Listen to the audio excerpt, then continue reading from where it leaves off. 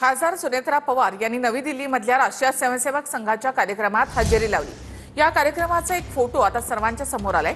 यावरून विरोधकांनी टीकेची झोड उठवली आहे। तर बैठकीमध्ये जाण्याचा उद्देश राजकीय नव्हता असं स्पष्टीकरण स्वतः सुनेत्रा पवार यांनी दिलंय।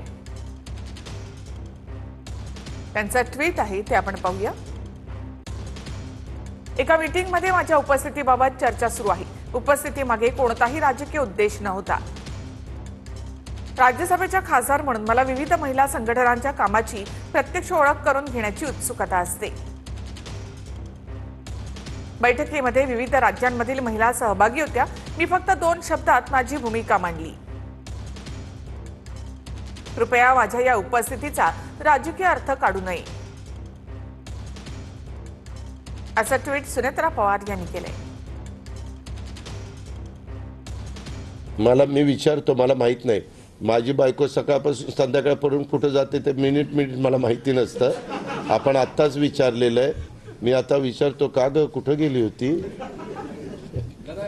काय खरंच ना, मला म्हणजे कधी कधी तो तुमचा अधिकार आहे, परंतु काय आपण प्रश्न विचारावेत। अजित पवार आलाय वर्ध्यामध्ये, आपल्या वर्ध्याच्या फायद्याचं काय विचारायचं ते दिलं सोडून तर कुठं ब्रेकिंग न्यूज काय देता येईल? जेव्हा ओबीसी आरक्षण दिलं गेलं होतं तेव्हा कमंडल यात्रा काय होती हे सुद्धा कुठेतरी आरएसएसच्या प्रमुखांना त्यांनी विचारलं पाहिजे।